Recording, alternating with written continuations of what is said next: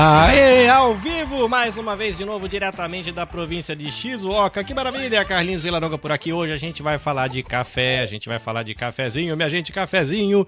Muito bem, estou aqui com Maria Tereza Molas e Rodrigo Sumikawa, dois baristas, empresários, cafezeiros e cafeteiros, pra gente conversar sobre essa paradinha que é café especial. Será que é mito? É realidade? É frescura? É um jeito do Rodrigo conseguir um montão de dinheiro e ficar rico? Ou é verdade que o café do Rodrigo é bom? Será que a Maria Tereza tá querendo enriquecer? Ou é verdade que o cafezinho dele é bom? Muito bem, brincadeira. A gente vai conversar um pouquinho sobre isso, tirar algumas dúvidas que eu recebi de amigos e ouvintes a respeito de café especial.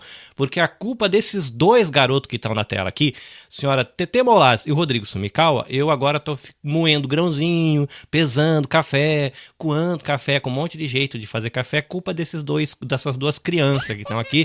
Mas aí os meus amigos que têm dúvidas sobre isso me fizeram perguntas e eu trouxe os dois para responder, porque eles sabem muito mais que eu não vou nem ficar queimando miolo para isso. Antes disso, vamos pro momento do Ticlin. Eu quero lembrar você do nosso parceiro, a livraria Upstage. Se você quer livro em português aqui no Japão, gibi, história em quadrinho, romance, jogos, enfim, livraria Upstage, dá para você jogar nas redes sociais ou mesmo no site e você faz a sua compra e entrega na sua casa. Você pode rodar aqui os eventos da comunidade brasileira no Japão.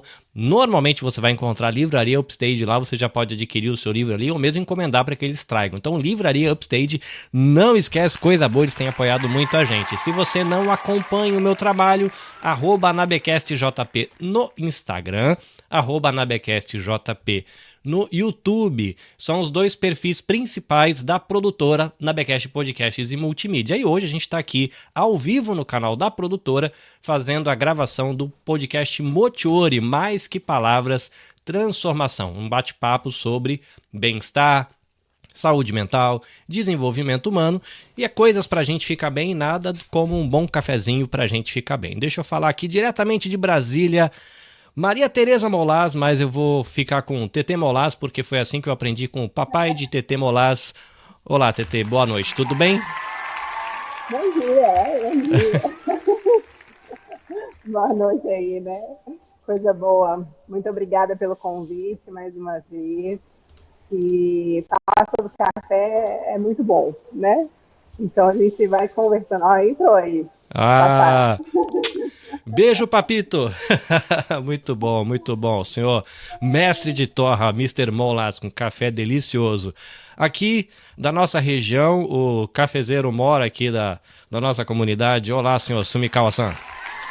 Olá, boa noite. Konbawa, minasan. Ó, com Rasgando direito a Nihongo, japonês. né? Acabou o repertório. Acabou o repertório. Muito bem, maravilha. Gente, eu vou começar aqui pelas damas. Eu tenho a alegria de ter conhecido vocês, né? Graças ao senhor Molas, né? O mestre de torra aí do mercado do café de Brasília. E ele me apresentou depois, né? A TT, que é a empresária por trás do mercado do café de Brasília. Mas para quem não lhes conhece, né? Conta um pouquinho de vocês. Curiosamente, inclui aí quando foi que café entrou na vida de vocês. Foi desde criança já café na mamadeira ou foi depois de grande? Diz aí, TT. Então, na minha vida foi desde pequena, né? Porque a gente tinha uma chácara aqui nos arredores de Brasília e meu pai plantou café lá. Então, eu cresci no meio do café, minha avó torrava no torrador de bola, assim, na fogueira, fazia uma fogueira de tijolo, assim. Então, sempre cresci nesse meio, né? Meu pai, como bom mineiro, também teve isso, mas como meu avô faleceu muito cedo, minha avó veio para Brasília com filhos e tudo mais, então ele tinha perdido essa conexão, né, com café, com terra e tudo mais. E ele foi resgatando, então eu já entrei na leva de resgate, né? Mas um resgate muito por hobby mesmo, uma coisa mais nesse sentido. E aí eu cresci nesse meio, mas tomava café o de casa, né? Que eles preparavam. E eu achava que eu gostava do café de casa e não gostava de outros cafés por questões afetivas. Então, eu morei fora um tempo, então, quando eu estava fora, acabava o café que eu tinha levado, eu não tomava café mais, não bebia e não gostava. Quando voltava para casa, eu tomava café. Então, é uma memória afetiva, porque a gente se reunia, né, para tomar café, minha avó, meus tios, todo mundo junto. E, e aí, nesse meio tempo, meu pai começou a torrar café com um pouco mais de volume, né? E sempre falando assim, preciso de alguém para me ajudar na apresentação e tudo mais. E quando eu voltei para o Brasil, eu falei, deixa eu estudei administração, deixa eu te ajudar aí, né? Só que é muito difícil trabalhar em família, é um desafio. Mas uma coisa me chamou muita atenção, que foi o café em si, né? Não só como algo para apreciar, mas eu comecei a estudar um pouco mais sobre café para poder trabalhar com ele, né? Por mais que fosse num âmbito administrativo. No final das contas não deu certo, a gente não conseguiu trabalhar junto, eu falei, deixa eu seguir minha vida aqui. Mas fiquei com essa questão do café e continuei estudando sobre café. E aí, finalizei meu curso aqui e tive que apresentar um TCC, apresentei sobre café gourmet. Na época eu não sabia a diferença entre especial e gourmet. E fiz sobre gourmet e todo mundo ficou assim, nossa, tudo isso de diferente acontece, tem classificação, que isso? Coisas que nem, até minha mãe falou assim, mas que ano que ela inspirou tudo isso? Eu falei, eu estudei durante alguns anos, né? E aí, na época, eu consegui abrir uma cafeteria. E aí eu conheci o outro mundo, que era o mundo do barista. Que até então eu era muito familiar com a parte de produção, com a parte de torra e tudo. E aí, essa frente do barismo veio com essa oportunidade de abrir uma cafeteria. E aí, outro universo se abre, porque aí você tem uma ponte de conexão com o consumidor, você tem métodos de preparo, técnicas de extração, montagem de coisas. Você fala assim, nossa, é uma outra realidade, né?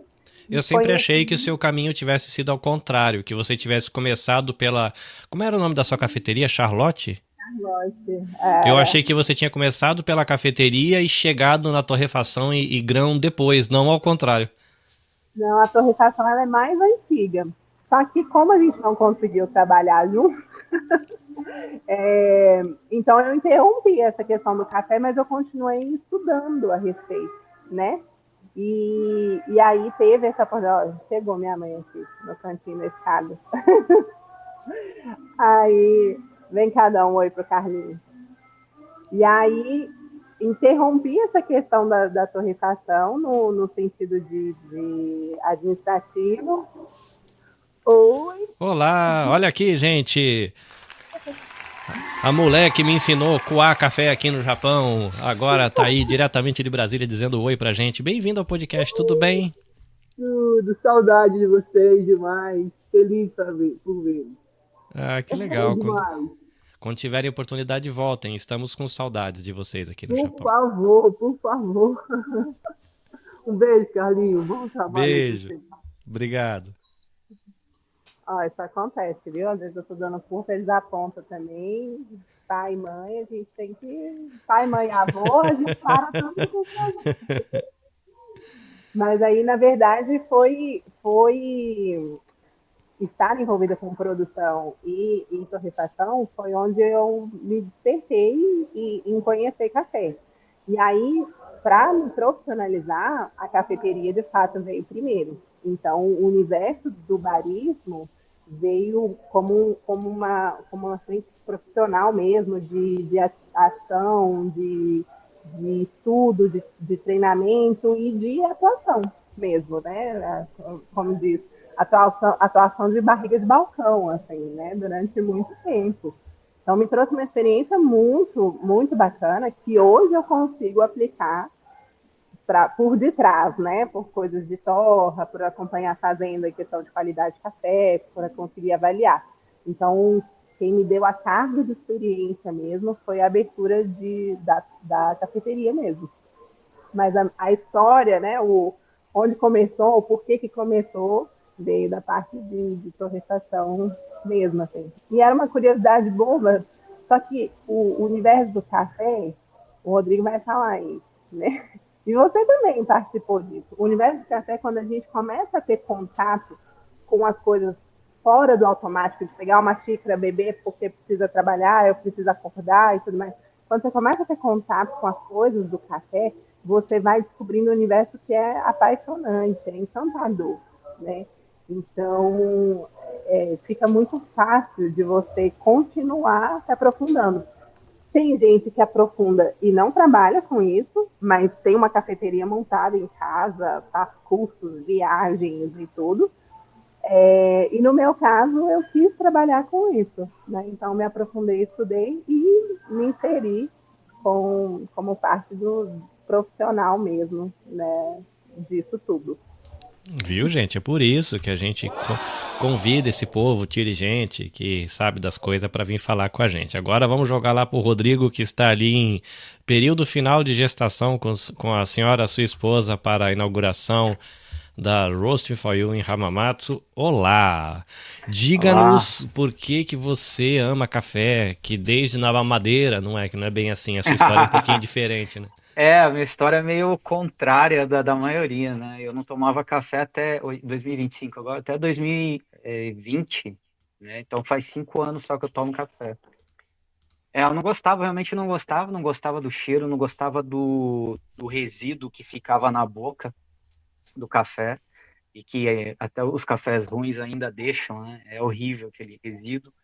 E aí eu não gostava, né? Apesar de em casa meus pais sempre tomavam, eu não gostava. E aí, ali por 2019, 2020, eu queria parar um pouco com os pré-treinos. Eu usava muito, muito suplemento para treinar. E eu queria parar um pouco, queria algo para ir para algo mais natural.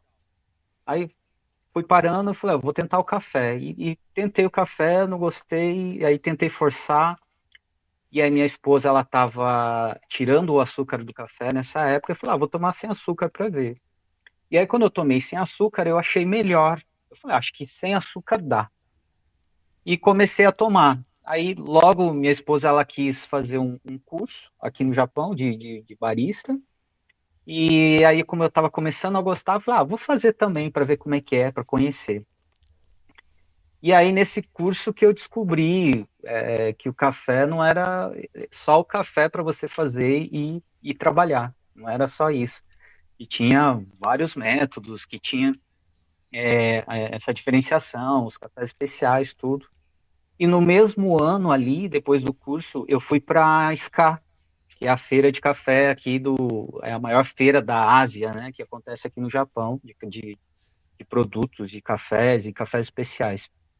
E, meu Deus, assim, eu me apaixonei por aquele mundo, assim. Era maquinário, era barista sendo tratado igual artista, assim, uma quantidade de café, de aromas e sabores, eu fiquei louco. E aí, nesses 5 anos, eu venho estudando, assim, de cabeça, né? Aí, ano passado, a gente abriu a empresa, fazendo só torrefação, e esse ano, agora, mês que vem, a gente abre nossa cafeteria aqui. Então, estamos no processo. Eu tô esperando aqui junto com a senhora, minha esposa, pra gente chegar ao dia de ir lá honrar os nossos amiguinhos no momento do nascimento da loja. Estarei lá, se Deus permitir, com saúde e força, estarei com a minha família lá para honrar esse momento na vida de vocês. Muito bem. Gente, meu querido ouvinte, você que está aí no YouTube, muito obrigado. Você que está nos acompanhando no Instagram, muito legal. E para você que está aí ouvindo depois de gravado, editado e publicado nas plataformas de podcast ou na plataforma de áudio que você gosta, obrigado também. Deixa eu explicar para você um pouquinho do porquê que a gente está aqui. É porque alguns amigos, como eu falei lá no comecinho, explicando, me perguntaram sobre a questão do café especial, porque depois que eu tive contato com a família Molas, né? Primeiro eu conheci o pai e a mãe da TT, depois eles me apresentaram ela, e tive a oportunidade muito tempo atrás fazer a maluquice de fazer uma live junto com uma barista japonesa, né? Que eu tinha na cabeça quando eu fiz aquilo, mas deu certo, né? Foi divertido. E então, como os dois foram as pessoas que me ensinaram, eu gostei da experiência, brinco com isso até hoje com a minha esposa. A maioria dos meus cafés dá errado, mas não tô nem aí, eu gosto da aventura. E E eu digo para as pessoas, pô, vai que é legal, a brincadeira é legal. Aí você tenta pesar, aí você muda a temperatura da água, aí você erra, aí dá tudo errado, e aí você tenta de novo, e você faz o mesmo café 5 vezes, cada hora fica com um gosto diferente, que você não acerta a receita. Mas a brincadeira, eu me divirto com a brincadeira, com a experiência de ver, de cheirar e de sentir, e de o meu ficar ruim. Aí você vai na cafeteria, tem o café gostoso, aí você compara e tenta fazer em casa de novo. Essa brincadeira é boa. Então eu incentivo muita gente a ir para essa brincadeira também e comprar em grão, porque dá pra você ver o que, que tem dentro do saquinho, né? Pra mim, é uma coisa muito legal. Eu abri e falei, ó, tô vendo o que, que tem aqui, né? Não tem nada diferente aqui, só tem o tal do feijãozinho lá, que é o grãozinho de café. E esses meus amigos começaram a encontrar alguns vídeos no TikTok, no Instagram, no YouTube, de produtores de conteúdo discutindo a questão das categorias do café e como é que é feita essa classificação, e não só a classificação, como é que é feito isso no Brasil, porque o Brasil agora, toda embalagem tem uns selinhos, tem muita coisa mudou, já estou há 20 anos aqui, então muita coisa mudou no Brasil, e tem os selinhos de qualidade, aí como é que funciona as categorias. Eu falei, olha gente, eu não sei qual que é a diferença, o Rodrigo ele manja muito da questão da importação, o que, que pode chegar, o que não pode, e a TT eu sei que a família dela conhece, desde visitar a fazenda até chegar no ponto de venda. Então eu vou, como a TT ela tem essa experiência da fazenda até o ponto de venda, no Brasil, eu vou abrir o microfone para você aqui, TT, para você explicar um pouco para a gente como é que está funcionando aí no Brasil essa questão das classificações. Depois o Rodrigo pode dar o espetáculo dele para ver se a mesma classificação que vale no Brasil existe aqui, ou se a classificação aqui é outra, porque não sei como é que funciona esse negócio. Tem a parte mundial, mas cada país tem sua regulamentação. Então explica um pouquinho para a gente como é que funciona isso no Brasil, e depois a gente vai entrar no tal do selinho de qualidade, ou sei lá como é que chama isso. Mas como é que funciona esse negócio das categorias aí no Brasil, né? Então, quando a gente fala de categoria de café especial, por exemplo, ela é utilizada uma metodologia que é internacional. Então, o mesmo café que tem uma pontuação aqui no Brasil que classifica como especial, vocês aí no Japão vão comprar com a classificação de especial. Então, a SCA, que é a Associação de Cafés Especiais, ela criou essa metodologia justamente para facilitar essa comercialização, principalmente entre produtores de torrefações, ou até mesmo nesse processo de exportação, né? Porque até para a comunicação do produtor e de outro, né? Imagina, o Brasil exporta café para o mundo todo, né?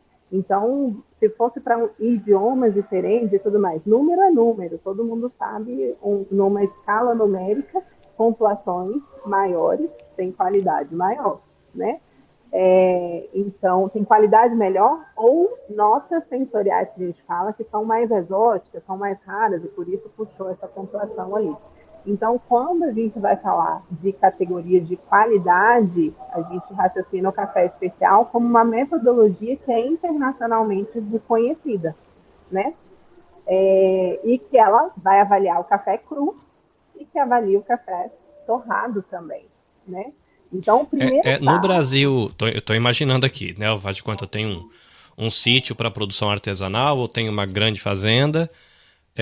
Quem é que vai dizer para mim que o meu café é um café da categoria, sei lá, 1, 2, 3, 4, 5, não sei qual é a categoria que tem, depois você explica pra gente.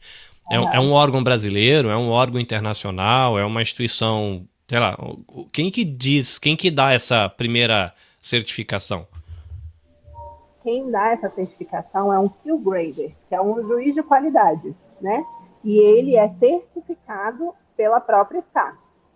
E ele pode atuar junto a uma cooperativa, por exemplo, ele pode atuar junto a uma exportadora, ou ele pode atuar como profissional autônomo também, né? Mas o laudo que ele emite só é válido internacionalmente se ele for um técnico certificado pela SCA. E essa certificação, ele faz uma prova, né? Passa nessa prova, aí ele ganha a certificação. Dependendo da área que ele trabalha, ele tem que renovar essa certificação a cada 1 ano ou a cada 2 anos. Por quê? Quando a gente trabalha a avaliação, né, a gente trabalha com características sensoriais. Então, a pessoa, o juiz, o Q Grader, ele precisa estar calibrado. Então, por isso ele faz essa renovação do certificado dele, atestando de que ele está em condições reais de fazer, de emitir aquele laudo ali, né? Aí, de novo, ele pode atuar junto a uma cooperativa, ele pode atuar em nome de uma exportadora, ou ele pode atuar de forma autônoma também. Ah, legal. Então ele atua no Brasil, ainda que ele tenha uma empresa ou esteja conectado, né, com a cooperativa ou com essa exportadora ou importadora, mas vamos dizer assim, o processo de qualificação, de reconhecimento desse profissional não está ligado à cooperativa, está ligado a esse órgão internacional, né? Exatamente. Está ligado à Associação de Cafés Especiais. Porque ela que começou a metodologia, ela que implementou a metodologia e tem credibilidade a nível internacional, né? Então, por exemplo, eu não sou field grader, eu não sou uma pessoa que emite o laudo para café. No entanto, eu tenho curso da SCA e eu provo café. Então, obrigação de quem trabalha com café é estar bem calibrado e provar café, porque eu compro café verde. Então, eu preciso saber se o laudo que foi emitido ali condiz com aquilo que eu estou recebendo. Então, eu preciso saber. Mas eu não sou field grader, porque eu não fiz a prova de certificação, né? Então, o profissional que pode emitir o laudo, que seja um laudo válido, ele tem que ter essa certificação field grader, né? E aí no Brasil, por exemplo, o que eu ouço falar é café tradicional, café extra forte, alguma coisa assim, aí tem gourmet e especial, eu acho. Quais são as categorias que tem no Brasil hoje que o pessoal costuma falar? No Brasil, existe uma avaliação paralela, criada pela Associação Brasileira da Indústria do Café, que viu essa movimentação mercadológica, né, de comportamento do consumidor, mais preocupado com a qualidade e tudo mais. Quando a gente estuda as ondas de consumo do café, né, a gente vê essa mudança, né, de comportamento. Por exemplo, o Rodrigo falou, ele estava fugindo do consumo de energético e tudo mais. Então, o que ele estava buscando no café? Ele estava buscando cafeína, ele só queria ficar acordado. É o que a gente considera a primeira onda do café. Então, é uma onda, a parte que a pessoa quer ficar acordada, quer produzir, e ela não entende de qualidade de café. Na segunda onda, você já começa a se preocupar. Opa, existem cafés que são diferentes. Eu não sei exatamente o que é, mas o mesmo que eu provo aqui na cafeteria não é o mesmo que eu provo na minha casa. Por que é diferente? Você já começa a instigar um pouco. E a terceira onda é o que a gente fala assim, o consumidor já quer saber quem é o produtor, quem é a torrefação, que dia que foi torrado esse café, como que eu vou preparar esse café, qual que é a melhor receita. Ele já está antenado em outras coisas. Então, quando a gente começa a perceber, e aí em termos de empreendedorismo, em termos de negócio, quando você começa a ver essa mudança no mercado, você precisa tomar uma atitude para se manter. Então, a ABIC percebeu isso, que os consumidores já estavam se questionando nas prateleiras de supermercado sobre a qualidade dos cafés que estavam sendo oferecidos ali. Só para o pessoal que está acompanhando o raciocínio, tem o órgão internacional. Como era o nome do órgão internacional? Associação de Cafés Especiais, é SCA, né? Porque é Specialty Coffee Association. Legal. E aí a gente tem no Brasil a ABIC, que aí é o órgão que vai dar as classificações que você vai explicar. Legal. Então tem o órgão internacional daquele profissional que dá a pontuação do café para saber que ele é especial. E aí agora a gente está falando desse órgão nacional que dá as classificações que a gente vê no mercado e escolhe qual a gente quer lá. E lembrando assim, que é uma associação. Então, só serão certificados dentro da metodologia da ABIC aquelas empresas, indústria, né, que é em âmbito industrial, que são associadas a esse órgão, né? Então, ela fez essa... Não é tipo um Ministério da Saúde que todo mundo é obrigado a estar dentro. Não é. Você se associa por livre, espontânea vontade e pagamento da anuidade, né? Anuidade, mensalidade, nem sei como é que é. Porque é uma associação a nível industrial. Por exemplo, a nossa torrefação é uma torrefação considerada de pequeno, médio porte. não faz sentido eu me associar a uma associação brasileira da indústria do café, né? Então, a gente está falando de volumes gigantescos aqui, né? E aí ela vendo esse movimento, falou, opa, vamos fazer também uma escala para poder falar um pouco de qualidade para o nosso consumidor, que é super válido, né? Então, ela criou, dentro de uma escala, não é uma metodologia igual, tá, da SCAR, é uma outra metodologia utilizada para alimentos. Não era uma metodologia que era específica de café, tá? Então, dentro dessa escala de 10 pontos só, a da SCAR é de 100, mas não é só um nivelamento, ela classificou cafés não recomendáveis para consumo, né? Aí, a partir de 5, você tem cafés tradicionais extra forte, depois você tem o superior e o gourmet. Até o ano passado, ela parava aí. E mesmo assim, o gourmet não tinha equivalência sensorial ao café especial. Então, ela não classificava nisso. Hoje em dia, né, desde o ano passado, eles fizeram uma revisão dessa escala deles, e hoje eles têm a classificação, além do gourmet, tem o nível especial. Porque também, a nível industrial, existem marcas que estão colocando cafés especiais na prateleira. Antes não tinha, né? Então, ela também fez essa revisão nesse sentido. Então, são categorias de qualidade que foram sendo identificadas e que, por isso, a metodologia foi revisada e expandida. Então, a nível nacional, hoje, a gente tem essa possibilidade para os cafés de supermercado, a maioria, né, tem esse selo ABIC por serem empresas associadas, que podem ser classificadas nesse nível, assim, do menor para o maior, tradicional, extra forte, superior, gourmet e o especial agora. Tá, então no Brasil a gente teria 4 categorias, e quando a gente entra no café especial, pela classificação internacional, tem a pontuação do café especial. Aí dentro do café especial tem o piso e o teto, né? Você falou que é de 0 a 100. A gente, no café especial, existe uma outra metodologia que vai avaliar 10 atributos ali do café.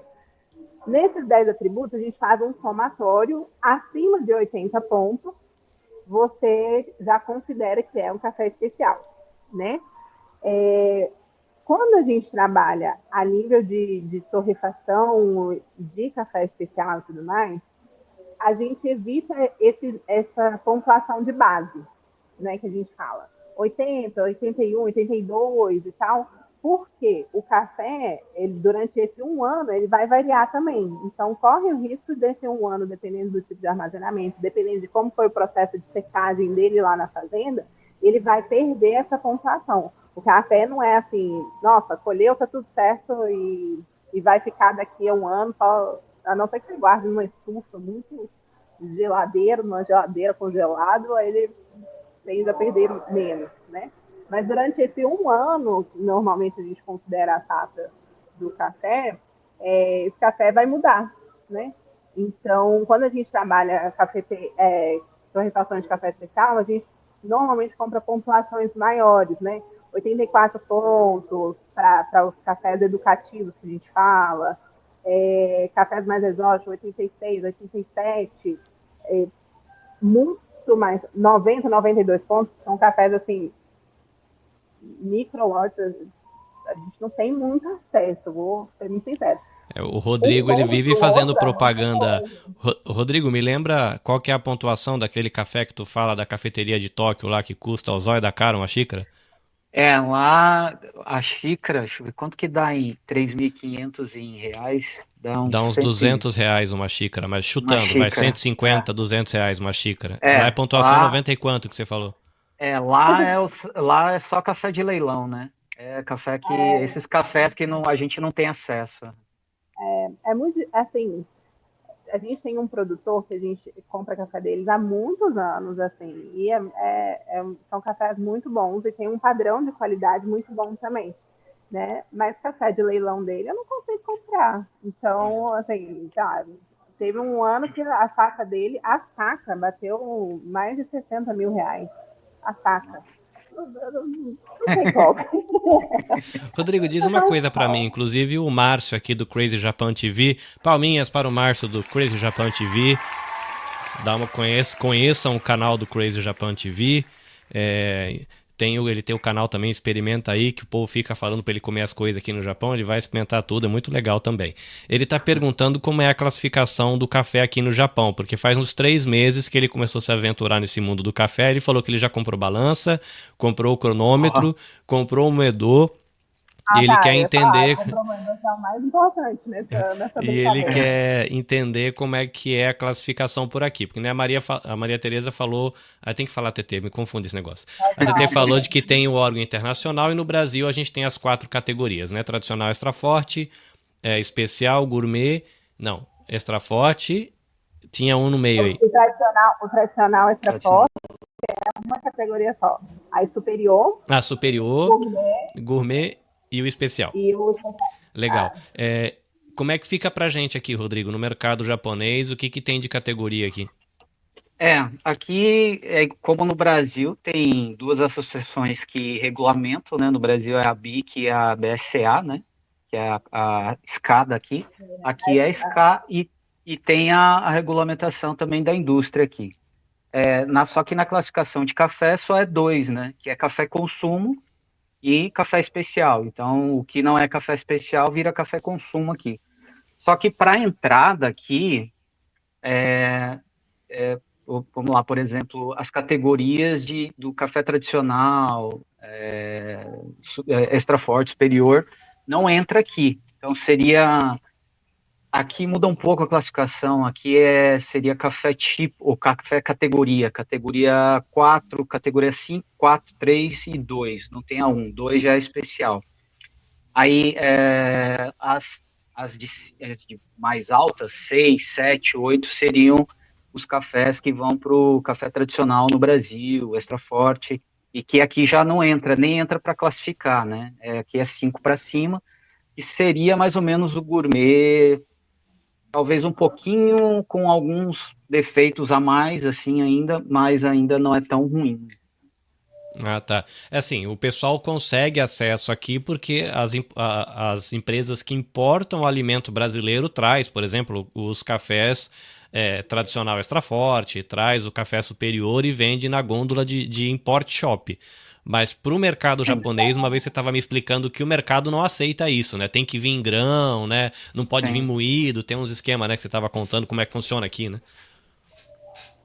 Aqui é muito difícil. Tipo, impureza aqui não vem, não entra. Eles não compram impureza como é permitido por lei no Brasil, né? Então, o máximo são defeitos que a gente chama de extrínsecos, né? Que é defeito de formação, quebrado, esse tipo de defeito, assim, verde, até verde vem, mas nada tão grave, assim, quanto o que vai nos cafés de mercado do Brasil, assim. Legal, e aí a gente entra nesse ponto. Pode falar, Tete, que tem uma pergunta depois, manda ver. Uma coisa importante, assim, que o Rodrigo falou é isso, assim,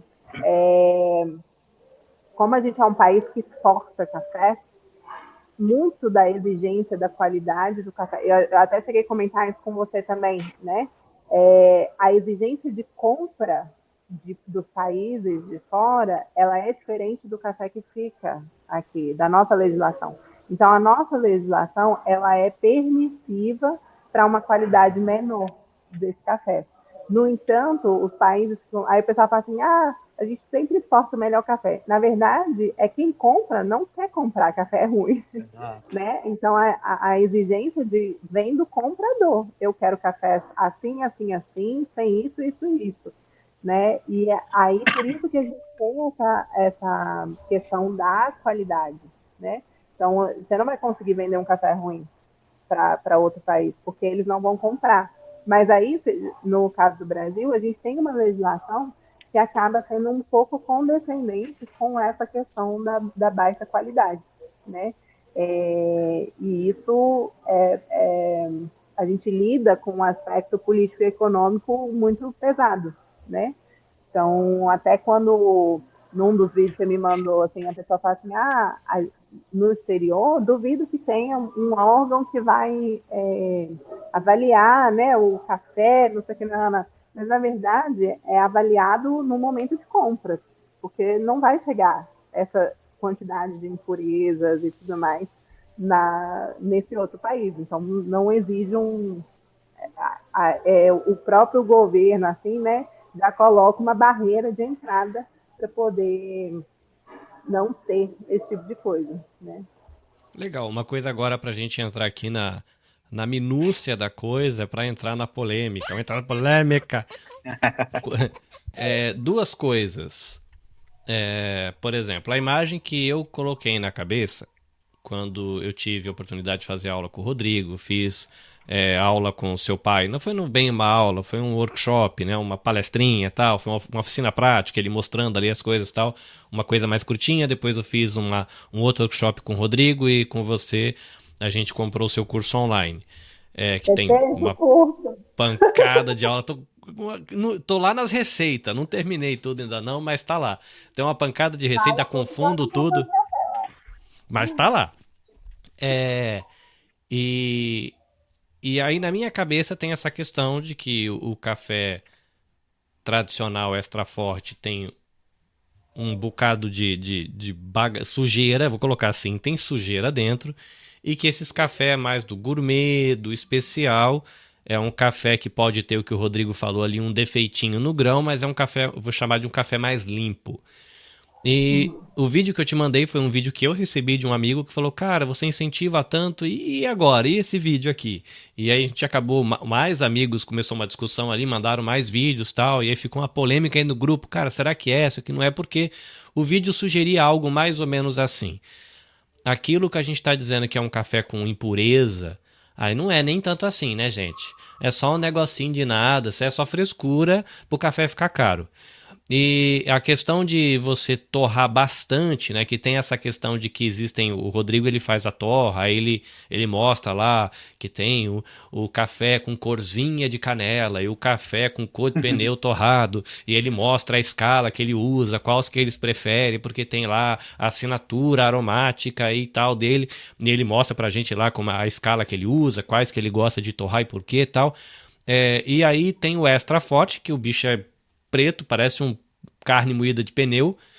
E o vídeo sugeria, além do fato de que impureza nem é tanto assim, isso é tudo frescura, ficar chamando de impuro o café porque nem é tão ruim assim, e de que essa questão de você torrar até o bicho ficar preto é só uma questão de gosto e não tem nada a ver com a questão da impureza.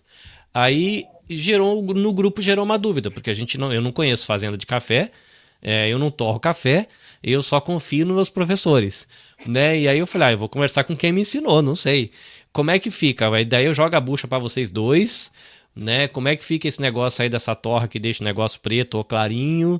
É só uma questão de paladar mesmo. Eu gosto do café torrado até virar carvão, e tá bom, eu gosto assim, é o que eu gosto, é assim que eu vou tomar. É só isso. E impureza... eu sempre tive uma imagem de que tinha muita impureza. Um dos vídeos acho que falou de coisa, sei lá, tem 0, não sei o que por cento de impureza. Enfim, explica um pouquinho isso, que foi essa a grande questão, né, com os meus amigos, porque o café que eles estavam discutindo tinha o dito cujo do selinho da associação.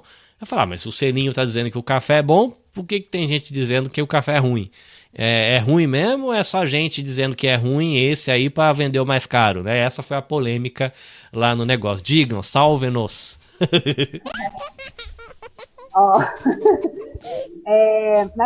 Um dos vídeos que você me mandou, eu achei uma coisa muito interessante. Primeiro de tudo, assim, a pessoa define, né, o que é considerado isso, assim, qual a diferença de impureza para defeito e fraude no café. Então é super válido. Por quê? A impureza, ela é proveniente de coisas do ambiente de produção de café, do cultivo de café. Então vai ter pedacinho de pau, vai ter pedacinho de pedra, vai ter um galinho ali e tudo mais, que é do casca do café. Tudo isso é considerado impureza. Não é mau caratismo, é uma coisa do processo. É uma coisa do processo. e que no café, entre impureza e defeito, que aí seria essas coisas que o Rodrigo abordou, né? O formato do café, o café quebrou, tem gente que considera até uma moquinha, coisa, a broca, né? Que é tipo um bichinho de goiaba, que só que é o bichinho do café que vai furando o café todo. Tudo isso a gente considera. O próprio café imaturo, né? O café verde, ele é um defeito. O café preto, né? que é apodrecido, já. Isso são questões de defeito e impureza que até certo ponto são permitidas no café e classificam essa parte do café cru, né? Do tipo IQPB. O tanto que é um bom senso de que vai ter, o café já começa com tipo 2. Arroz você tem tipo 1, em termos de qualidade. O café ele começa já com tipo 2, ou seja, vai ter, é praticamente impossível você ter uma amostra de café que não tenha defeitos ou impurezas ali. Mas a tolerância desse tipo 2 é o que a gente considera 4 pontos de defeito numa amostra de 300 gramas, né? Então, por exemplo, se tiver um pedaço de pau grande, ele já estourou, porque aí é uma equivalência de 5 pontos, já não pode, né? Mas se tiver, sei lá, 4 pedrinhas pequenininhas, ele deu 4 pontos de defeito, porque a pedrinha pequenininha tem a equivalência de 1 ponto só, mas se for uma pedra grandona, aí já estourou. Então, são coisas que podem acontecer, mas que não vão interferir nesse café. E à medida que vai aumentando essa quantidade de defeitos e impurezas, você vai tendo classificações de menor qualidade. Isso falando de amostra crua. Eu estou olhando ali, tipo, catando feijão, sabe? Catando feijão literalmente ali para ver quantos defeitos tem, faz esse somatório, qual defeito que é. Aí eu tô aqui tentando entender o processo. Vamos dizer que eu tenho uma fazenda, eu fui lá, colhi, eu vou separar X amostras, eu vou mandar para aquele profissional que a gente falou lá no começo ou não? É o outro profissional? Pode ser para ele, sim, ou para cooperativa e tudo Que mais. aí o pessoal vai fazer igual a avó fazia, vai virar, ele vai pegar no laboratório esses 300 gramas e vai virar na mesa igual a avó. Aqui tem feijão bom, feijão ruim, feijão... Exatamente. Com a luzinha ali em cima da coisa, olha ali, fica ali catando feijão, separando o defeito já nas caixinhas ali para fazer pontuação. E aí, é importante lembrar que essa amostra é do lote, né?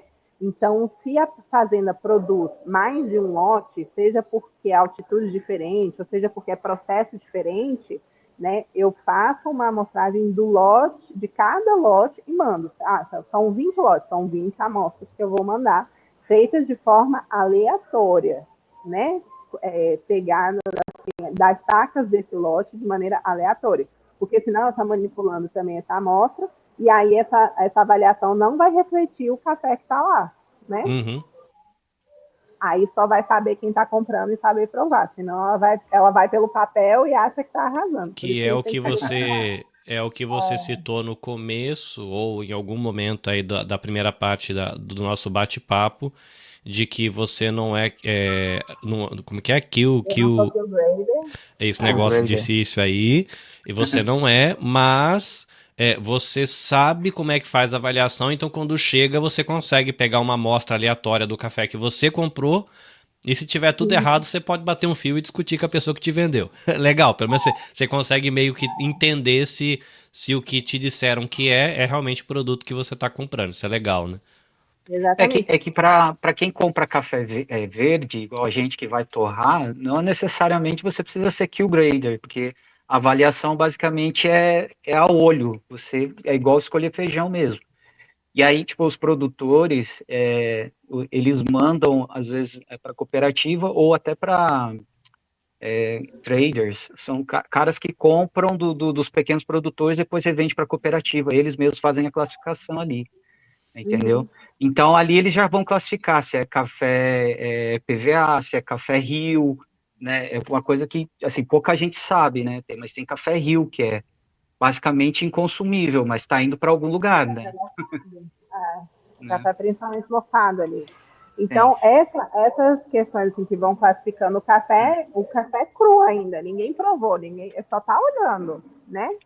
E aí, aqueles que são café tipo 2, que seria com o mínimo de impureza possível, né? Eles vão principalmente para essa classificação sensorial que vai puxar esse nível de qualidade de especial, né? Porque quanto maior, isso aí eu acho que é uma coisa lógica, né? Quanto maior a incidência de defeitos e impurezas, a probabilidade do sensorial ser ruim é maior. Então, se você faz um suco de laranja e está com uma laranja podre no meio, você vai beber, não é igual um suco de laranja todo perfeitinho, né? Então, o sensorial, ele revela os defeitos e impurezas daquela amostra. Então, quanto maior for a incidência de defeitos, a probabilidade do sensorial não ser agradável é maior. Aí que entra nesse processo do Field Grader de definir as notas sensoriais, né, de falar, nossa, a descrição do café, esse café tem notas de chocolate, esse café tem notas de flores brancas, esse café tem notas... Porque ele consegue, num nível de avaliação ali, e calibrado, obviamente, perceber nuances. Ok, isso é uma das perguntas que estava no grupo e o Rodrigo, quando eu fui na palestra dele, ele citou, não lembro exatamente, Rodrigo, se eu estou equivocado, você me corrige, tá? De que, sei lá, a pessoa manda 3 lotes, 3 amostras do café para 3 profissionais lá, não sei se é aqui no Japão, onde vai... Os 3 fazem a avaliação e tem que bater a avaliação dos 3 para falar. É coisa da minha cabeça. Eu acho que tem gosto de chocolate. Aí o outro fala, não, é pêssego. Aí o outro fala, não, é manga. Porque é isso que me perguntaram. Cara, esse negócio não é coisa da cabeça do povo que inventa só para deixar o café mais caro? Né? Porque, não, esse aqui eu acho que tem gosto de sei lá o quê. Bota no papel aí e vende mais caro. Como é que funciona isso, né? A gente tem que lembrar que é um profissional que está do outro lado, né? Então, lembra que eu falei que ele faz a certificação e ele tem que fazer a calibragem dele ano a ano, ou a cada 2 anos, dependendo da situação, né? Então, significa que ele tem ferramentas de treinamento que vão desenvolver essa característica de ser um cheirador e um provador de café que possa... É que não pode ser subjetivo, né? Não pode ser da coisa. Talvez essa palavra que eu tava procurando, então, né? Que o pessoal me falou, pô, mas manda pro cara lá, o cara de uma instituição, sei lá, você vai pagar, faz de conta, tá? Vou chutar aqui. Você paga X mil reais pro cara fazer a avaliação. Aí ele tá lá, é a profissão dele, ele vai aceitar os X mil reais, vai inventar qualquer coisa. Foi o que os meus amigos me perguntaram, né? O cara tá ganhando dinheiro, ele vai inventar qualquer coisa, botar lá que tem cheiro disso, gosto daquilo, e o cara da cafeteria fica feliz que vende mais caro, né? Não é assim que funciona o negócio. Isso vale para selo também, né?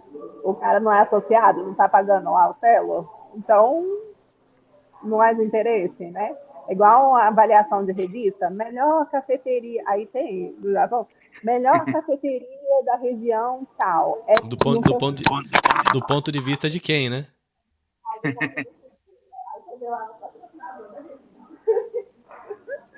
É que tipo assim, é o que eu falo, não pode ser subjetivo. Então, o cara que classificou, deu o laudo aqui, provavelmente, por exemplo, esse café vai chegar aqui no Japão, vai ter o outro que o grader. Obviamente, pode acontecer alguma coisa de a torra daqui ser um pouco diferente, mas tem que basicamente bater ali toda a classificação que o cara do Brasil deu, do que o grader, né? E eles têm, quem tira a certificação tem, se não me engano, acho que a cada 3 anos tem que refazer a prova, e se não bater de novo, ele vai lá, faz a prova, o teste, se não bater as notas, o sensorial dele, ele perde a certificação. Então, tipo assim, teoricamente é muito sério, mas a gente sabe que tem, né? Tem kill graders e kill graders, toda a área, né? E essa parte assim, do treinamento do Kill Grader, existem ferramentas que são comuns a todo o treinamento. Então, a gente tem uma caixinha, né, de aromas que faz essa calibragem. E os 36 aromas são os mesmos, assim, a mesma base para qualquer pessoa que for fazer o treinamento. Então, Isso nos ajuda a identificar características de qualidade e de defeito também no café por percepção sensorial. Então, se a gente usa as mesmas ferramentas, a gente está sendo calibrado num mesmo nível. E por isso que um kill grader daqui e um do Japão, eles têm que, num mesmo café, identificar coisas muito parecidas, né? A variação ser muito pouca. Né? Então, é nesse sentido que a gente fala da seriedade de quem está fazendo, né? Não é uma aleatoriedade. As pessoas têm muito mais familiaridade com essa questão em aceitar essa parte sensorial para os vinhos, mas para o café é uma novidade. É verdade. Então, nos vinhos, as pessoas já sabem, olha lá no rótulo, fala, nossa, e ninguém pergunta quem é que fez isso, de onde que essa pessoa tirou esse negócio e tudo mais. Mas no café, muita gente acha que é a saborização do café, e não é. São nuances naturais, né, que um profissional bem calibrado pode fazer, né? Então, existem duas questões, né? Porque aí, às vezes, o consumidor vai beber e fala assim, não percebi isso, não tem gosto disso, né? A percepção sensorial, especialmente de uma pessoa que não é treinada para trabalhar, ou que não se atenta mesmo à sua alimentação no dia a dia, ela vai variar, porque é uma percepção individual, né? Se eu nunca tomei um chá de jasmim, ou nunca vi uma flor de jasmim, nunca cheirei uma flor de jasmim, eu não vou encontrar esse sensorial no café. É a pessoa que toma 3 doses de conhaque por dia e fuma duas carteiras de cigarro, né? Eu não tô sentindo a nota de canela. Ou então a pessoa que come, sei lá, arroz com salsicha sempre. Ela não tem referência sensorial no paladar para raciocinar, sei lá, uma nota de noze, uma nota de, sei lá, outra coisa, sabe? Eu brinco pra minha esposa que tem coisa que a gente fala assim, nossa, parece que tem limão aqui, já tô achando o máximo. Aí tem outro que a gente cheira, às vezes fala assim, nossa, aqui tem cheiro de mato. Eu não sei dizer, mas tem cheiro de mato molhado, assim. E eu gosto, né? Essa é um aroma e um tipo de coisa que eu não sei o que seria corretamente, mas eu chego e falo, nossa, eu tenho uma sensação de que eu tô entrando num lugar que tem orvalho, que tem mato molhado. Eu gosto disso. Da minha esposa já não gosta dessa nota que parece você tá no mato, natureza, cheiro de palha seca. Eu não sei o que é, mas assim, eu gosto disso, me dá uma sensação de natureza, assim. Mas é engraçado, né? Algumas coisas você percebe e é por isso que eu acho divertido a brincadeira. Quando a gente fala que tem essa questão dos aromas, né? E pra mim fica aí, que é o legal, pra mim a graça é essa. Quando a gente fala de impureza e que a gente tem um café especial, que é um café com menos impureza, e tem o café tradicional extra forte, que tem impureza. Em um dos vídeos que me mandaram, a pessoa dizia que essa quantidade de impureza num café tradicional extra forte é tão pouquinha que também não é nada assim, nada exorbitante. É mesmo pouquinho, não é. Como é que é isso, né? Porque aí o que eu aprendi com os meus senseis? Que é justamente, como você falou, acho que há uns 10, 15 minutos atrás, que se tem bastante impureza, muda o gosto e fica ruim. E aí, o que eu lembro de ter ouvido na aula, de que, bom, se tá ficando ruim, sobe a torra até quase queimar, porque aí só vai sobrar o amargo, ninguém vai sentir nada demais que tem de ruim, né? Então conta um pouquinho pra mim, porque sobre essa questão da impureza, né? Porque, sei lá, uma vez eu vi um documento que chocolate, por exemplo, no Brasil tem lá, é aceitável 2 pedaços de perna de barata, pelo de rato. Parece um absurdo, mas tá lá no documento que pode ter pedaço de inseto, pode ter pelo de rato, tem uns negócios que você fala assim, como assim, gente? É comida. A ideia é essa, como assim, né? Então, quando a gente fala da legislação permissiva, é essa. O que eles consideram? Que está armazenado num ambiente que pode conter esse tipo de praga. É real? É real. Mas é válido para você consumir? Claro que não. Né? Assim, então, lá naquele vídeo fala que considera até 1% de impureza. Né? 1% de impureza muita coisa. É muita coisa. Quando você raciocina volume, não é uma questão assim de, sei lá, um grão. É igual, tipo, um prato de comida, né? E se você pega, encontra um fio de cabelo, quanto que dá 1%, quantos por cento dá um fio de cabelo no seu prato de comida? Você já não aceita, você manda o garçom trocar. É, agora você É aceita que você no pega o. café. Que eu já ouvi caso da pessoa vai pedir uma feijoada, no meio da cumbuca de feijoada na mesa tinha o band-aid do cozinheiro. Aceita, não sei, fica com o É, band-aid ou devolve a não, não, se feijuca? tiver, então, tipo, até 1% você aceita. Eu mandei de fio de cabelo e o resto de unha. Tipo, se der menos de 1% do tamanho do seu prato, ok, né? Não faz sentido, né? Até nesse vídeo ela fala que é só questão de gosto, não faz sentido, né? Então, quer dizer que se você pega uma carne podre e se você queima, você frita ela até queimar, tá ok, ela deixou de ser podre? Não, né? Então, eles fazem muito isso aí para confundir, né, as pessoas, né? Mas eu acho que não deveria ser aceitável, tipo, um nível desse. Eu sei que no Brasil ou até países produtores precisa fazer alguma coisa até por causa do descarte, né? E até para que as classes mais pobres tenham acesso a esse café. Mas acho que deveria ser muito claro, mais claro, né? E não querer confundir as pessoas. Eu acho que essa questão, assim, é importante falar disso, né? Do descarte desse café, né? Assim, tá, e aí? Eu não vou vender, vou fazer o quê? Cara, você não pode vender para consumo humano, mas você pode fazer matéria Sim. orgânica para produção, você pode fazer ração de, sei lá, outros animais. Adubo, né? Adubo e tudo. Então, assim, existe uma destinação, pode existir uma alternativa, né, de destinação que não seja o consumo humano, né? Porque, de fato, sim, a gente produz bastante café e, assim, não é um café que toda a produção é 100% e é tudo especial, não. Mas você ter um limite, né, um limiar, assim, muito permissivo de impurezas não faz sentido. Né? Isso é uma coisa interessante você falar desse limiar de impureza. Que, por exemplo, a própria, sei lá, o mercado japonês decidiu que aqui, né? Tipo, o nosso povo não vai tomar coisa pior que tal coisa.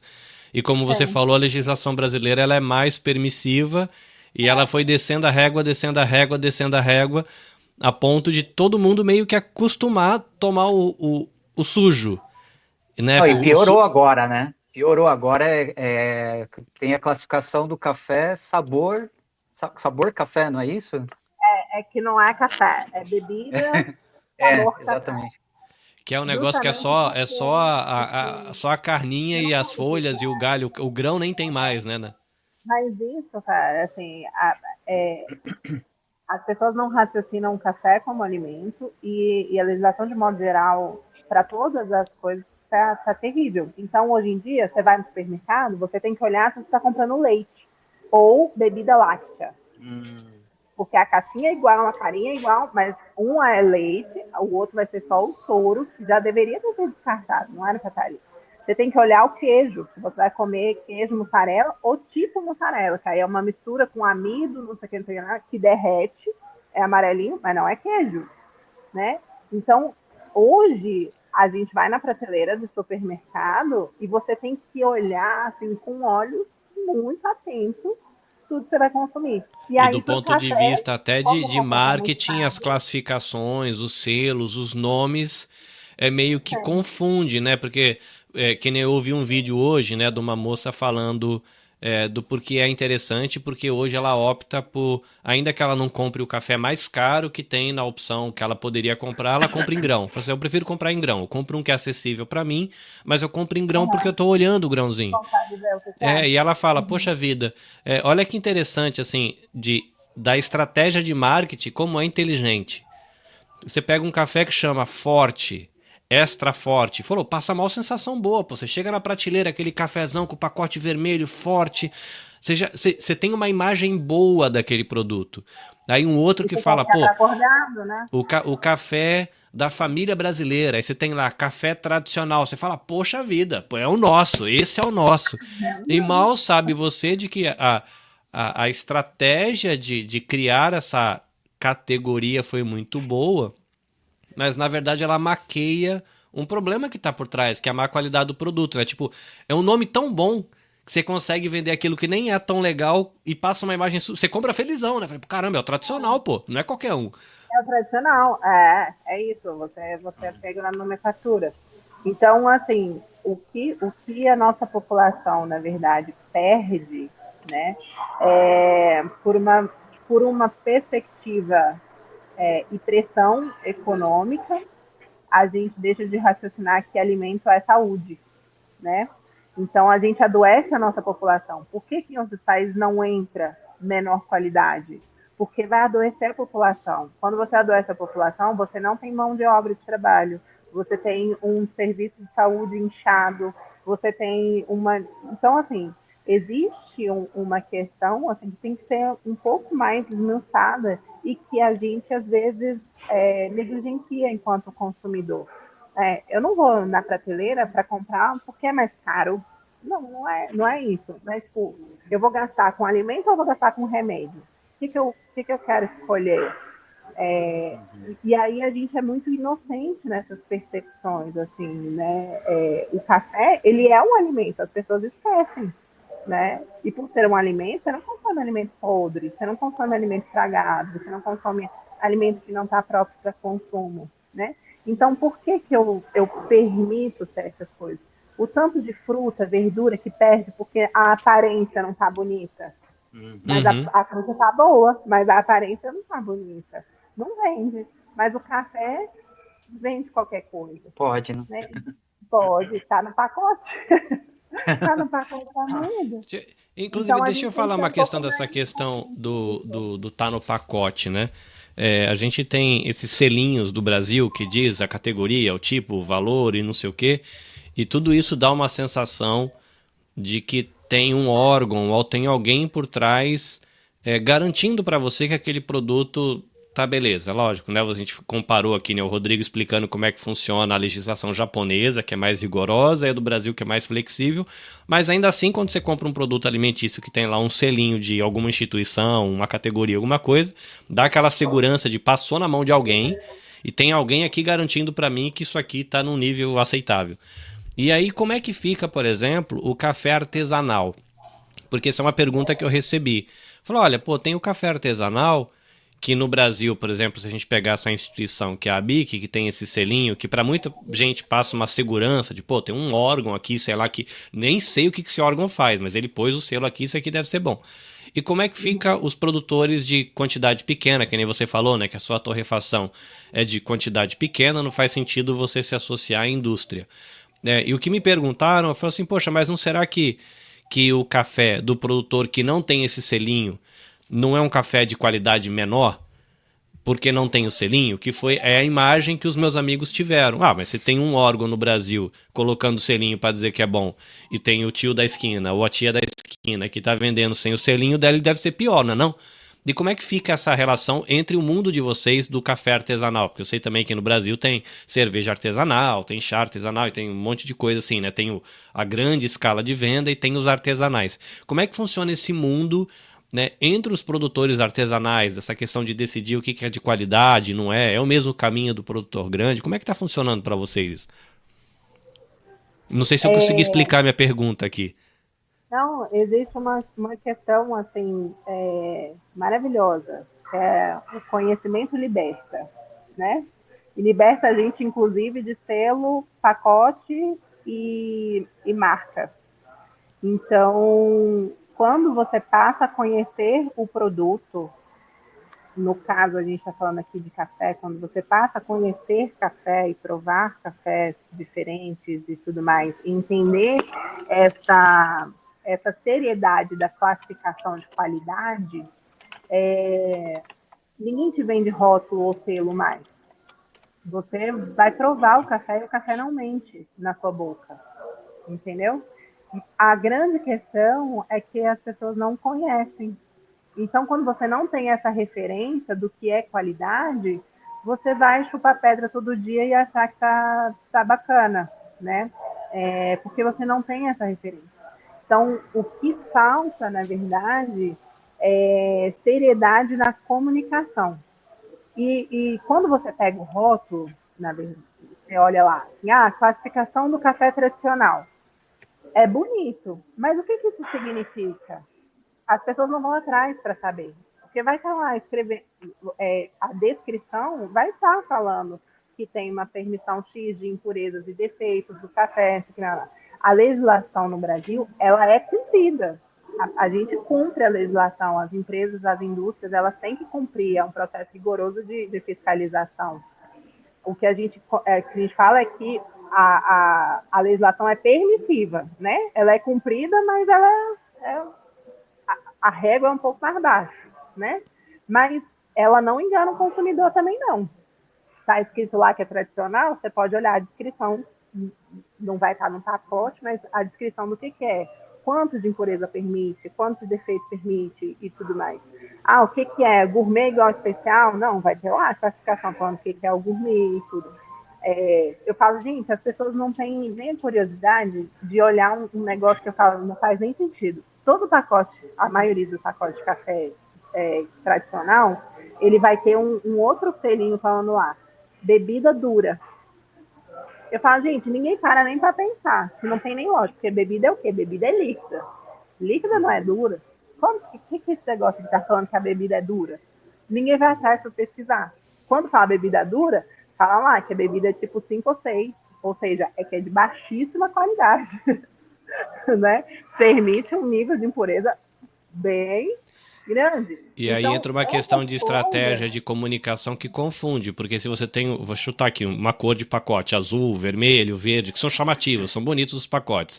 Aí você tem um selão cromado lá dizendo bebida dura, deve ser bom, né? O selo é bonito, né? Você compra a informação pela beleza estética do selo e do pacote. E não vai estar escrito bem grande assim, aqui é um café cheio de tranqueira, né? Isso aí tá escondidinho em algum lugar no asterístico lá embaixo da linha, né? Se é que tá escrito em algum lugar, né? Mas aí eu vou te falar que a culpa é de quem tá comprando, né? Assim. Vou jogar a culpa também para existe a gente todo momento, principalmente agora, assim, mais ainda agora, né? Que a gente fala da influência que a gente tem, né? A questão do marketing, a gente é manipulada a todo tempo, gente. Eu não, igual quando eu falei assim, no início, eu não entendo muitas coisas, né? De tecnologia, não sei o que, se você me enfiar uma marca Fubanga, eu não vou saber, vou achar que estou fazendo um negócio numa máquina X, né? Então, quando a gente passa a conhecer das coisas, é que a gente tem um pouco mais, deveria ter um pouco mais de pensamento crítico e se libertar de marcas, se libertar de selos, se libertar das coisas. Lógico que é uma referência. Nossa, esse café tem um selo. Vai gerar uma curiosidade de que, ou uma referência de que aquilo ali tem uma qualidade X. Mas quando ele já te dá a qualidade que é, dentro dessa referência, é um selo tradicional, é um selo superior, é um selo gourmet, ele está te falando se o café é bom ou não. Né? Só que a pessoa não vai atrás do resto da informação. Né? Então, isso tem que tomar muito cuidado. Agora, a gente é manipulado a todo momento por questão de marketing, né? Tem que cuidar disso aí também, né? As pessoas têm que ter um pouco mais de pensamento crítico. Tem hora que... Bom, que legal.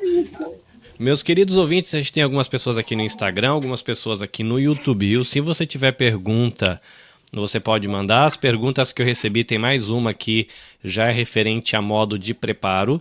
A gente colocou aqui como o desafio para a gente conversar um pouco aqui a questão dos cafés especiais, se é um mito ou uma realidade. E aí toda a explicação que os nossos baristas estão fazendo aqui desde o começo tem ajudado a gente a entender um pouquinho melhor, em especial como é que funciona a legislação do Brasil, porque as perguntas que eu recebi, que tem muita gente que eu conheço aqui que toma, né, o café tradicional, toma esses cafés extra fortes aqui no Japão, porque prefere, né, o grão brasileiro, tá mais acostumado. Tem muita gente brinca, né, Rodrigo, que dependendo do tipo de café, é o chafé, né, que tem o chafé, e hoje eu já prefiro, né, um café mais levinho e tal.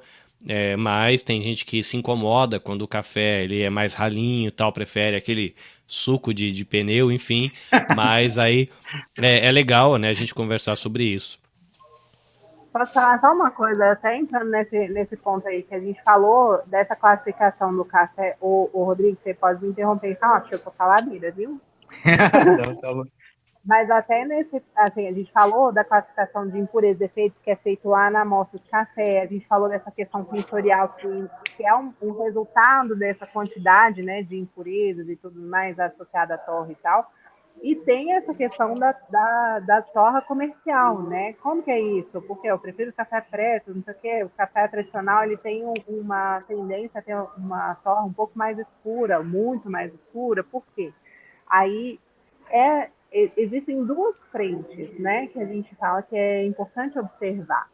Por quê? Existem cafés de menor qualidade em que são torrados numa escala muito alta ali, numa torra muito escura, para você ter essa uniformidade sensorial de amargor.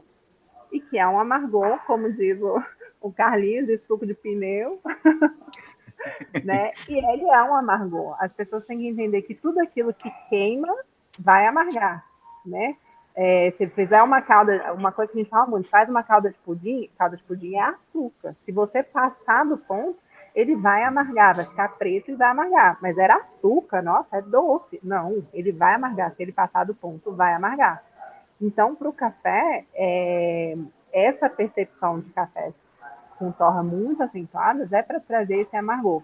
Às vezes, sim, é com essa intenção de você uniformizar esse sensorial. Porque quando a gente faz torras médias ou torras mais claras, se houver uma incidência de defeitos, ele fica extremamente perceptível e desagradável no paladar. Então você vai sentir um gosto de remédio, um gosto de pirona, vai travar igual maçã, igual banana verde trava a boca. E isso é desagradável, as pessoas não querem isso, né? Então a indústria acaba fazendo essas torras um pouco mais escuras e tudo mais. Mas existe um outro lado também, que a gente precisa se atentar por aspecto cultural e objetivo comercial.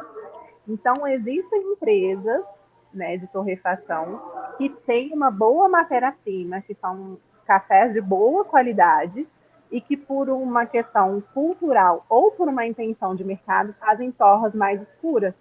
O Rodrigo pode falar isso, né? Mas você pega aqui mesmo no Starbucks, que é uma rede que é muito conhecida aqui no Japão, os japoneses amam o café pretão. Porque o japonês... Até eu tenho um café que a minha torra é alta, né? Até por questão do cliente que gosta de café o japonês mais amargo, gosta, né, de um café amargo, né? Então, existe agora essas também, o Starbucks e outras cafeterias aqui no Japão que a torra é alta, porque eles têm que padronizar alto também, não tem como padronizar uma torra leve. Muita mistura. Normalmente as pessoas nessas redes usam café com mistura de leite, chantilly, sorvete, xarope e tudo mais. Então, para o café aparecer em algum momento ali na bebida, ele tem que estar com essa torra muito acentuada, né? Para ter esse gostinho ali no meio de tanta coisa, né? Aí o detalhe é que não é uma questão assim, não é um café ruim que tá com uma torra alta, não forte, tem pureza. O objetivo é assim por uma questão do resultado final do sabor, né? Não é uma questão de querer esconder que o negócio é ruim, né? Exatamente. Então a gente tem que se atentar a isso, né? Que a classificação ela é para o grão em si, né? Para o grão cru e tudo mais. E aí, quando entra para o nível de torrefação, existe uma experiência do café especial em que você proporciona essa parte do serviço puro do café e que você quer trazer essas nuances e tudo mais, mas também existe esse outro lado comercial de que você precisa ou do café para misturas e tudo mais, e por isso você vai acentuar, ou às vezes a gente tem produtor aqui que produz cafés de altíssima qualidade, que a gente compra café e faz a nossa torra, uma torra média, clara e tudo mais, e ele mesmo vende super escura, porque na cabeça dele é o seguinte, eu não tenho paciência para conversar com o consumidor, ele quer café amargo preto, ele vai ter. Isso é interessante, porque esse tipo de explicação que você está dando agora, A pessoa que gosta de um café com um grão pretinho e gosta do amargor, ele não precisa se sentir culpado por gostar assim, né? Porque às vezes a pessoa fala, não, você tem que tomar só o clarinho. E a pessoa, gente, eu Uhum. gosto do amargo. Aí é uma questão só de Agora, aprender o amargo de um grão de uma seleção boa, né? Compra um café é, limpinho e compra a torra alta se você quiser, né? mas aí eu convido essa pessoa assim, que gosta de torras muito escuras, né? Mesmo com cafés de boa qualidade e tudo mais, que às vezes ele está perdendo o melhor da festa. Porque que são muito delicados, que são muito com sensorial. Igual você falou, assim, é uma diversão você descobrir o sensorial do É, café. o Rodrigão, E ele às tem uma vezes você assinatura ali com. perde. Sempre tem uma acidezinha, né, Rodrigo? A É, assinatura do tem que Roast for ter. You sempre tem. Ele tem um carinho pela acidez, tem uma E aí a assinatura que você pessoa percebe nas perde essa torras dele. experiência. Aí você perde essa experiência porque ficou tudo amargo. Aí às vezes é um cafezão, assim, com, nossa, sei lá, um suco de morango, quase. Você fala, Uhum. nossa, será que é possível no café? Você só consegue perceber isso se ele estiver numa torra adequada, não É, nessa tem uma estourada de cafeteria que a amargura, gente né? descobriu recentemente. Tem duas cafeterias agora que eu e minha esposa a gente gosta de frequentar, porque o Roast for You não tem ainda. É, o que é muito comum aqui no Japão é você ir na cafeteria, tem um blend que o barista escolheu, e daquele blend ele faz tudo. Aham, E tem outras cafeterias, que é o tipo de cafeteria que a gente tenta encontrar, que tem a carta de cafés, igual carta de vinho. Aí você chega lá, tem o tem. café da Indonésia, do Peru, da Colômbia, da Jamaica, do Brasil, de não sei da onde, blá, blá. E aí, essa cafeteria que a gente encontrou recentemente aqui perto de casa, ela tem essa carta de café, nem é tão grande, tem uma quantidade, sei lá, uns 5 tipos de café, só que ele explica, olha, esse tem um cheirinho de amêndoa, com um pouquinho de doce, não sei o quê. Aí eu pego um e a minha esposa pega outro. A gente fica cheirando, ó, e às vezes eu nem consigo perceber qual é a fruta. Mas, ó, tem um cheirinho que lembra algum tipo de fruta vermelha, ou que lembra alguma coisa que eu não sei se é mexerica, se é limão siciliano, se é laranja, mas tem alguma coisa que lembra isso. Aí, isso aqui lembra um tipo de chocolate. Eu não sei exatamente qual é, se é ao leite, se é chocolate com amêndoas, mas assim, essa brincadeira eu acho divertido, de pegar e falar, olha, eu nem sei se eu tô sentindo o gosto direito, mas de saber, eu tomar e saber que é diferente, eu já tô achando legal. Eu nem sei dizer por que que é diferente, mas eu experimentei o meu, experimentei o dela, falou, ó, é diferente, o que que é? Eu falei, não sei explicar, mas é legal, não sei por que, mas tá diferente, né? Eu acho isso divertido também. Isso é a graça do café, né? E a gente só consegue ter essa percepção real mesmo quando o café está em boas condições de consumo, né? Não só da escolha do grão em si, deixa o Rodrigo caiu aí. Não só da escolha do Ele grão em voltou, deixa eu si, colocar ele aqui, pronto, voltou. Ele tinha travado, acho que eu pensei que tinha acabado a bateria.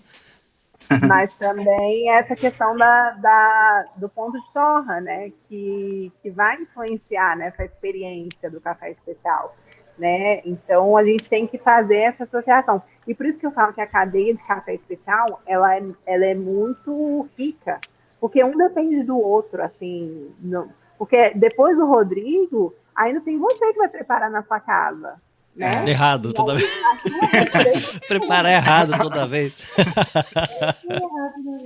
Aí a sua receita vai influenciar também. Será que eu vou conseguir perceber essas nuances mais delicadas? Ou a minha receita está muito concentrada, eu preciso diluir um pouquinho mais? Ou eu preciso da minha moagem ajustar? Então, essa diversão com café, quando eu comecei a mexer com essa parte do barismo, eu fiz curso com o Emílio Rodrigues. Nossa, maravilhoso. E aí ele, que era da casa do barista e tudo mais, e ele ensinava café com quatro pilares, né? O café é ciência, arte, filosofia e espiritualidade. Então, essa parte da ciência, de você experimentar, testar, degustar, troca receita, troca água, troca o grão, troca a Uhum. granulometria, troca não sei o quê. Isso é um universo de possibilidades. Aí a pessoa fala, nossa, dá muito trabalho. Gente, não é para fazer todo dia. Né? Isso é uma forma de você relaxar. Nossa, tô precisando desestressar. Vai moer uns café no moedor manual, vai fazer o preparo, porque essas coisas, o aroma do café, ele vai ativando, né, questões no seu cérebro que vão trazer essa sensação de relaxamento. Uhum. Você fazer esse exercício que você faz de cheirar o café, de provar o que vai abrindo outro universo para, sei lá, depois você voltar a trabalhar, para depois você voltar à sua rotina. Então, o café, ele não pode ser uma coisa automática, pega um canecão e joga para lá, né? Hoje Ele tá aqui, no na minha papo. experiência pessoal, o café virou essa aventura, assim. Né, o pessoal fala, cara, mas você moe todo dia, moe. Depois que eu conheci o Rodrigo, piorou ainda, porque agora eu tenho um moedor manual, né? Que antes eu tinha só o elétrico, e agora eu tenho manual. E a gente faz todo dia. Aí o pessoal fala, cara, mas não dá um trabalho, isso é pesa. Aí ele ensinou a espirrar um negocinho lá para não dar eletricidade estática e não sei o que. Eu falei, Ah, mas não enche o saco? Eu falei, caramba. E aí uma vez uma pessoa falou, cara, se a gente não consegue tirar 7 minutos, 8 minutos para fazer uma coisa que você gosta no dia, pô, que raio de Tem vida que você alguma tá coisa vivendo? errada, né? Uma Você não coisa consegue errada. tirar. Porque aí, você vai, que nem eu coloco a água para ferver no negocinho elétrico, né? Pim. É o tempo de eu pesar e moer, ele já tá Já fervido. ferveu E aí, mais ali uns 3 minutinhos, para 3 minutinhos e meio, talvez, para a passar o café. meditação. Vai que seja, 8 minutos. Aí você para pensar, caramba, são 24 horas, eu não consigo tirar 8 minutos para ter um momento de prazer. Eu acho que tem alguma coisa errada com a minha rotina, né? E eu achei muito interessante essa provocação que uma pessoa trouxe, A cara. gente usa o café para desacelerar, né? Ao contrário do que as pessoas usam o café para cafeína e só, mas a gente usa para desacelerar. Uma dica que eu posso dar, igual você falou da parte sensorial, é que muita gente se frustra, né, na hora que vai experimentar ali e aí não consegue encontrar os aromas ali.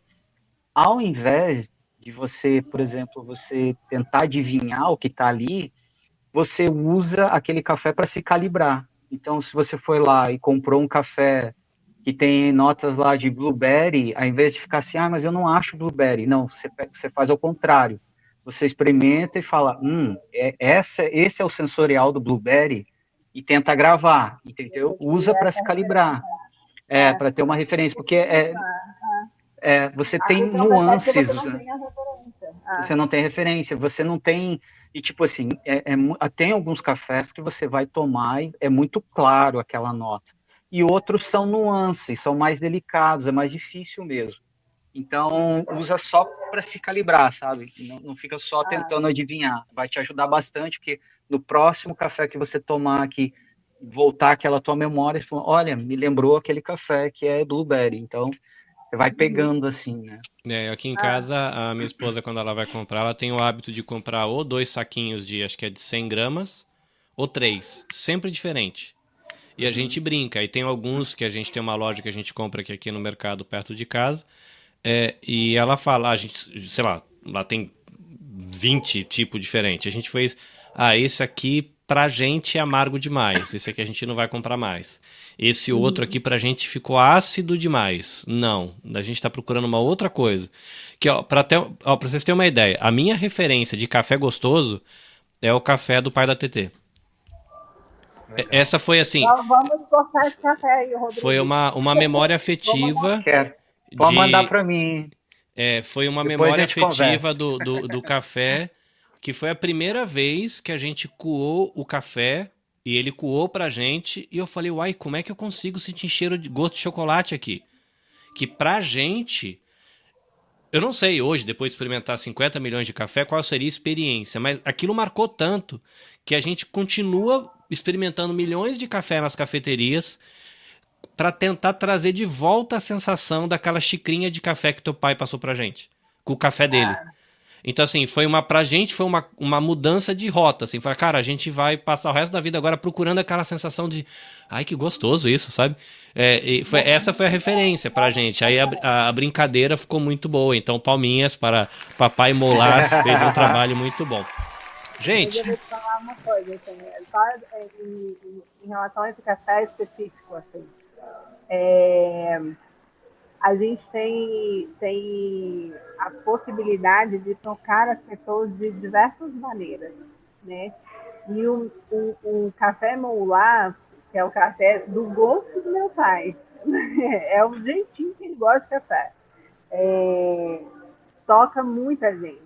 E eu acho que é porque tem esse a mais, assim, não é uma escolha aleatória de café, é uma escolha muito pessoal de café.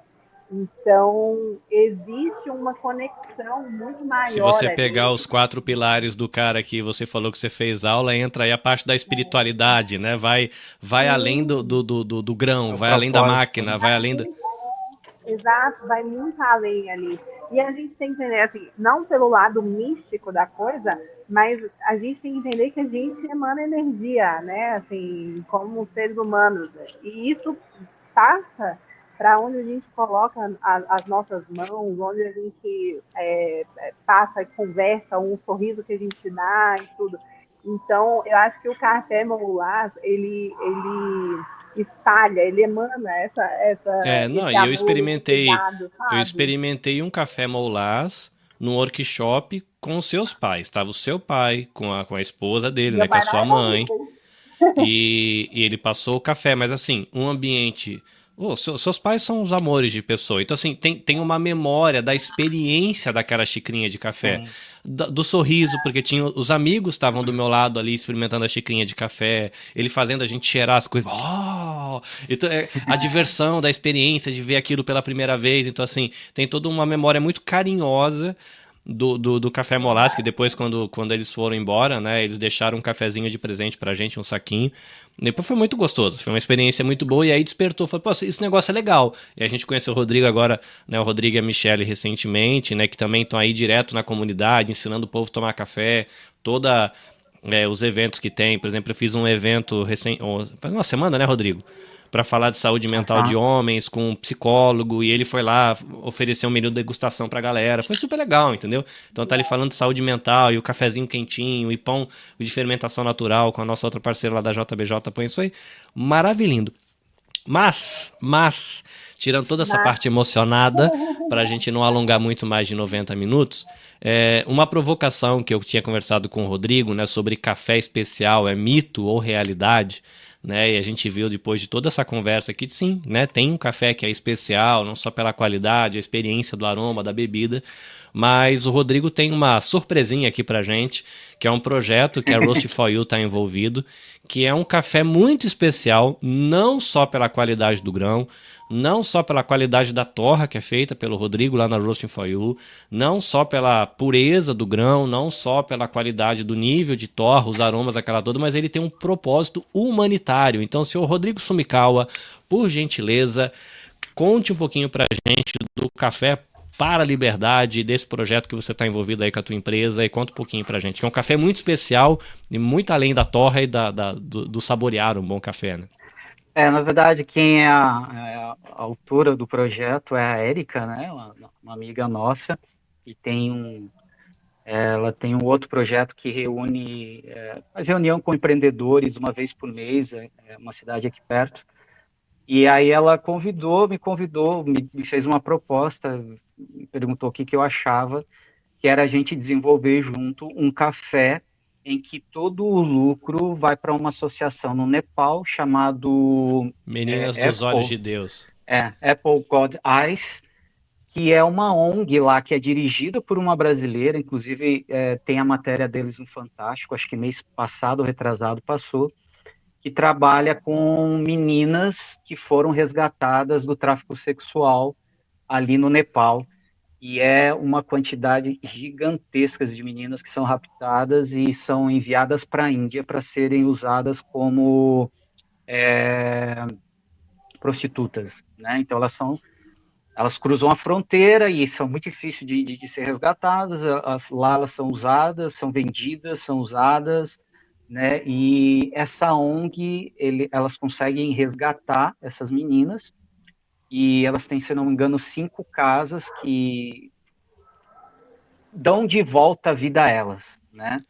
Para quem Então, nunca ouviu falar, né, Rodrigo, dessa ONG, eu tive a oportunidade de entrevistar o casal que é o tio Silvio e a tia, não lembro, o pessoal chama de tio, é um casal muito querido, que trabalha lá. Eu já tive a oportunidade de conhecer alguma dessas meninas que tiveram a vida restaurada, elas vieram aqui pro Japão e elas cantam, tem CD gravado e tal. É uma ONG que a polícia do Nepal trabalha junto com a polícia indiana para meio que desbaratinar esses cartéis de tráfico. E são meninas novas, tem meninas de 9 anos, 10 A anos, gente, a 12 gente anos. chama de menina, mas são crianças, né? E tem, lógico, tem as de 20, de 20 e poucos, mas assim, são meninas que são levadas novinhas. Esses cartéis, pelo que eles me explicaram, eles vão nas vilas, nos lugares pobres, nas montanhas, tal, e oferece dinheiro para levar a menina para estudar na cidade grande. E a família é pobre, nunca vai conseguir dar estudo para a filha, para o filho. Não, beleza, recebe o dinheiro tipo, ajuda de custo, e eles levam a menina para estudar, só que enfia a menina no trem e manda pro prostíbulo lá da Índia. Aí a polícia nepalesa, junto com a polícia indiana, resgata, né? Não é a ONG que faz o resgate, mas aí quando chega, lá dentro tem assistência social, psicólogo. A Erika Okazaki, né, que é essa profissional que o Rodrigo está falando, ela fez parte de todo o movimento, por exemplo, que montou uma loja de noivas para a galera, vai esteticista lá dar aulas para elas, aí eles fazem a festa de casamento, eles passam meses e anos andando com as meninas ali fazendo terapia, caminhando, ensinando profissão. Então é um trabalho muito bonito, mas pois não, Rodrigo, é um trabalho realmente legal. A gente desenvolveu esse café e junto agora com a Fazenda Eldorado, que é aí do Brasil, né? Eles trazem café especial aqui para o Japão. Eles também estão junto com a gente, vão fornecer o café agora a partir desse mês, né? E eu vou fazer a torra, a embalagem e a gente junto, a gente faz as vendas e todo o lucro do meu serviço. A Fazenda Eldorado tá doando esse mês 10 quilos, vai ser destinado para lá. Então, o que a gente fez um cálculo é que um pacote de café aqui, a gente consegue manter uma criança durante um mês na escola, o valor de um pacote.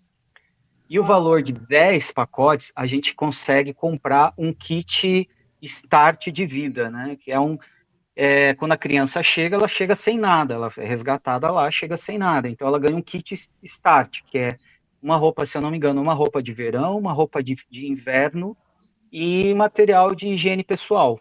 Isso é o que ela começa a vida dela. Então, com 10 pacotes, 5 ou 10 pacotes, a gente consegue um kit desse. Então, a gente está com até esse mês agora, até o começo agora do mês que vem, a gente ainda tem a assinatura. Então, você pode assinar por 5 meses, que vai ser a duração desse projeto, né? No valor de 15 mil ienes. Você pode retirar o café e a gente pode enviar também. São 5 meses e cada mês vai ser um café diferente lá da Eldorado. E também tem os pacotes individuais, que são 3.300, né? E vocês podem entrar e pedir lá no meu Instagram, ou falar com a Erika, né? Ou pode falar comigo também. Uhum. E vai ser totalmente doado lá para essa ONG, né? Legal. Muito bem. Coisa linda, coisa linda. Então, gente, se você quer saber da carta de café do Rodrigo, né, a Roast for You, ele tem lá os cafés que ele seleciona, os tipos de torra. É muito legal você ter a experiência de ir no stand deles nos eventos, porque eles explicam o porquê de cada um. Você pode fazer a degustação e ali comprar o seu café. E além disso, tem agora esse projeto extra feito em parceria aí com vários profissionais, que é o Café para a Liberdade, ou Coffee for Freedom, né, que eles têm vendido também para estrangeiros, para japoneses aqui no Japão, e o lucro está sendo revertido para essa ONG lá no Nepal, que tem brasileiros envolvidos na ONG, fazendo ajuda humanitária. Então é um café para lá de especial, não só pela qualidade do trabalho do Rodrigo, a qualidade do trabalho lá da Fazenda Eldorado, né, de todo o processo ali do cuidado que o Rodrigo tem no preparo do café dele, mas também especial porque você vai tomar o seu cafezinho gostoso e você vai ter ali o lucro revertido para esse projeto, para ajudar jovenzinhos e jovenzinhas, porque eles têm meninos lá também, porque às vezes as meninas, eles têm um trabalho de resgate, mas um trabalho preventivo também. Eles percebem famílias em situação de vulnerabilidade que estão na zona onde o cartel está trabalhando, eles levam a criança para dentro do abrigo antes do cartel chegar na vila. Só que aí a menina não quer ir se não levar o irmão que é pequeno.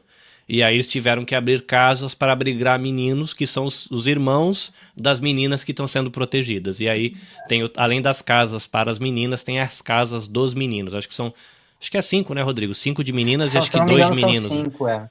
Eu não sei se é 3 de menina e 2 meninos, ou a 5 de menina e 2 meninos, mas assim, tem mais meninas protegidas ali recebendo cuidado de saúde, auxílio psicológico, capacitação profissional para viver a sua vida, mas também tem os meninos vivendo esse processo ali, tendo aula, aprendendo profissão. Isso é um projeto muito bonito, é muito legal. Roasting for You Japan, um dos caminhos para você fazer isso. E Rodrigo, antes da gente dizer tchau para a turminha, diz aí a data da inauguração, quando é que o povo vai poder ali te dar um abraço na sua cafeteria, encontrar vocês e celebrar um pouco o que vocês estão vivendo aí. Diz onde é e quando que vai estar lá disponível para a galera tomar café com você. Então, o local é do lado da prefeitura de Hamamatsu, é bem no centro, né? Então, Deus abriu uma porta pra gente ali. É uma quadra do consulado ali, né? 2 minutos do consulado, acho que não dá 2 minutos. Então, é um local bem central e tá previsto agora para o dia 12 a gente começar a operar, né? Dia 8 vai a vigilância sanitária, tudo lá para fazer a verificação e liberar a licença. Então, dia 12, eu creio que a gente já vai estar operando. Acho que a gente vai fazer um pré-open, uns 2 pré-opens antes ainda, mas eu dependo da vigilância sanitária, né? E aí eu vou avisar direitinho. Mas tudo correndo certinho, dia 12, a gente já vai estar ali no centro de Hamamatsu. Legal, parabéns, cara. Eu tô muito feliz por vocês. Muito bom, coisa Obrigado. linda. Maria Tereza Molas, barista, empresária, a mulher por trás do mercado do café, filhota do senhor Molas, um fofo. Muito bem, diga aí a sua propaganda para quem está em Brasília, como é que o povo acha vocês para comprar café, quem quiser experimentar o tal do café do senhor Molas, como é que o povo acha café Molas? É só aparecer aqui na 509 Sul, aqui em Brasília, onde era um antigo mercado municipal. É um espaço muito gostoso da gente estar e provar cafés, né?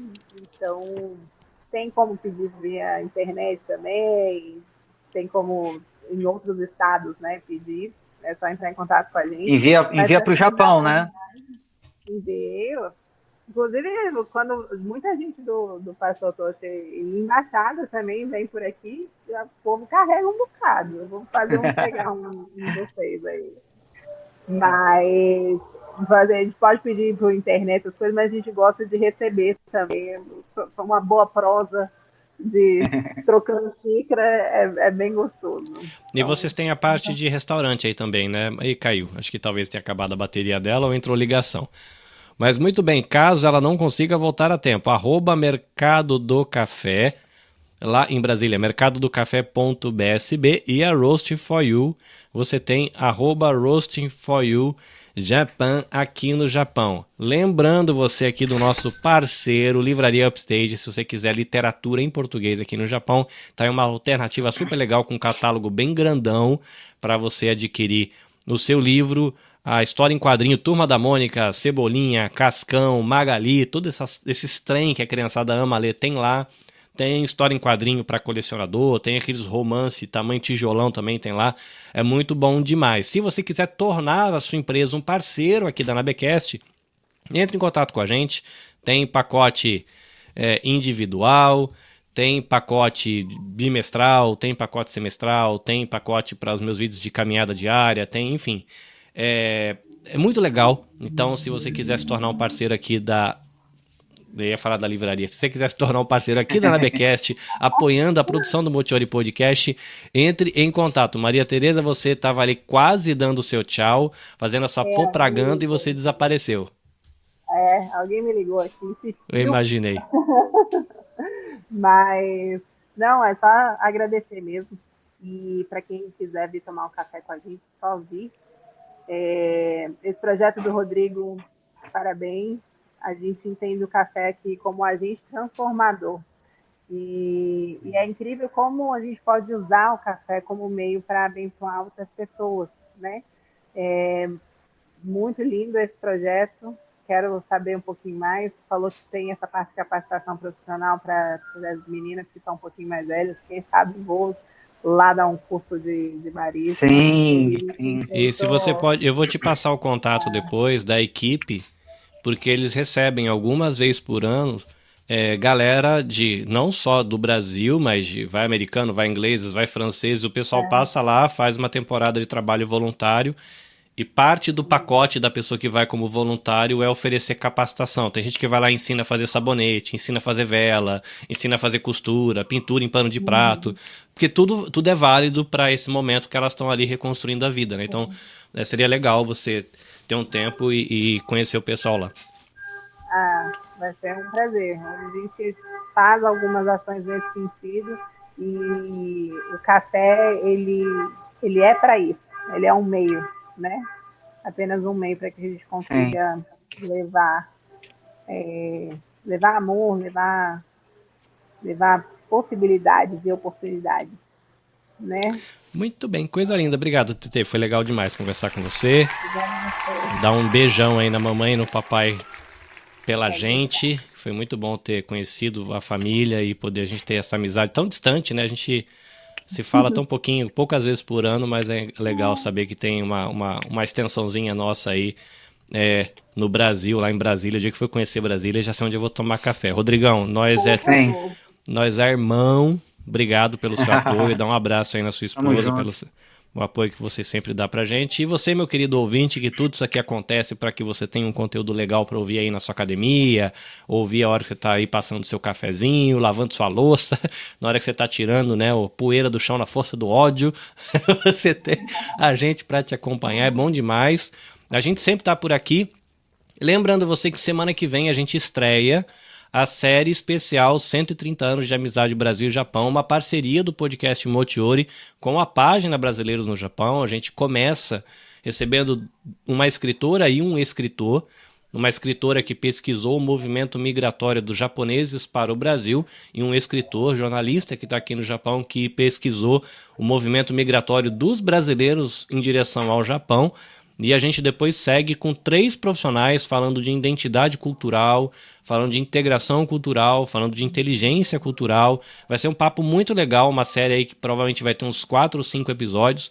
E a gente vai conversar todo mês um tema desse, pensando em como a gente, como comunidade brasileira no Japão, dá os passos para a integração com a sociedade japonesa. Não só viver aqui, mas conseguir se integrar, por exemplo, um trabalho que o Rodrigo e a Michelle, que é a esposa do Rodrigo, estão fazendo, participando de eventos japoneses e abrindo um ponto físico de venda, onde japoneses vão frequentar também, né? Então é um passo ali que eles estão dando em direção à integração e a gente vai conversar sobre isso nessa série, em parceria com a página Brasileiros no Japão.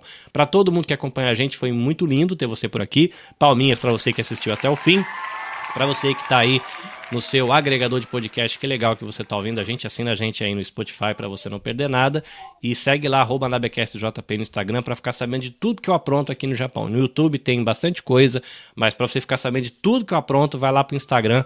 E tem o tio do TikTok também, tá lá. O tio Carlinho também tá no TikTok. Apesar de eu só estar mais ativo no Instagram, mas todo dia eu tô lá no TikTok subindo um vídeo e compartilhando alguma coisa com vocês, tá bom? Abraço para todo mundo, Rodrigão, valeu. TT, valeu. Você, ouvinte, obrigado. Valeu. E até a próxima. Sayonara.